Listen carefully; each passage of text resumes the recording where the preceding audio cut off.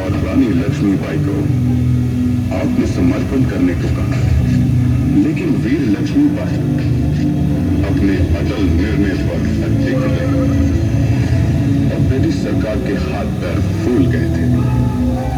23 मार्च सन 1858 British सेना ने झांसी पर हमला कर दिया, जिसके चलते रानी लक्ष्मीबाई खो गई और ब्रिटिश सेना ने झांसी पर तोप, गोले और बंदूकों के दम पर झांसी पर अपना कब्जा जमा लिया। झांसी की रानी अपने घोड़े फादल पर बैठकर पुत्र समेत कालपी चली। कालपी ने अपने बचपन के मित्र तात्या टोपे के साथ मिलकर फिर से एक सेना का निर्माण किया। दुर्भाग्यवश ब्रिटिश सेना ने कालपी पर भी हमला कर दिया, वहां पर भी अपना कब्जा जमा लिया और लक्ष्मीबाई ने ग्वालियर में शरण ली। ब्रिटिश सरकार यहां भी नहीं रुकी, उन्होंने ग्वालियर पर भी धावा बोल दिया।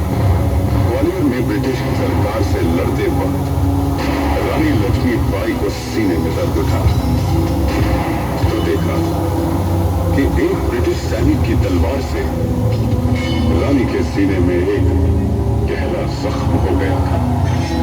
बावजूद इसके रानी बहादुरी के साथ लड़ी और उस ब्रिटिश सैनिक का तलवार के एक ही वार से सर धड़ से अलग कर दिया।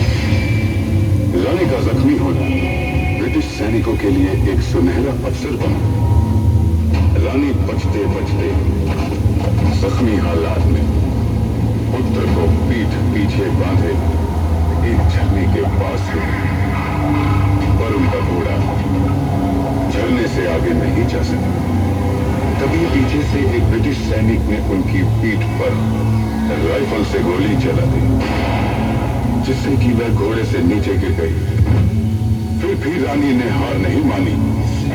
उसके बाद एक ब्रिटिश सैनिक ने उनके सर पर बंदूक का बट मारकर हमला किया, जिससे कि रानी के सर पर बहुत गहरी चोट आई। तभी रानी के सैनिक ने मौका पाते ही ब्रिटिश सैनिक को मौत के घाट उतार दिया और रानी लक्ष्मीबाई को पास ही के मंदिर में ले गया। रानी की सांसें अभी तक चल रही थी। रानी ने अपने पुत्र दामोदर को मंदिर के पुजारी के हाथ में सौंप दिया। उसके बाद रानी की सांसें तेज चलने लगी और उन्होंने अपने सैनिकों को आदेश दिया कि उनकी मृत्यु के बाद उनका शरीर ब्रिटिश सरकार के हाथ नहीं आना चाहिए। और 18 जून सन 1858 में रानी लक्ष्मीबाई ने ग्वालियर में आखिरी सांस ली।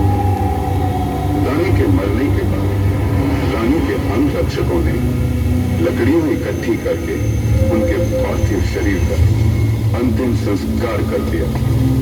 उसके बाद ब्रिटिश जनरल होरोज ने रानी लक्ष्मीबाई की तारीफ में कहा कि रानी लक्ष्मीबाई अपने युद्ध कौशल और युद्ध रणनीतियों में काफी उन्नत थी और ब्रिटिश विरोधी नेताओं में सबसे बलशाली और सबसे ज्यादा खतरनाक थी।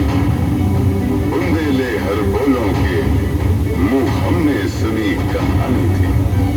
खूब लड़ी मर्दानी, वो तो झांसी वाली रानी, वो तो झांसी वाली।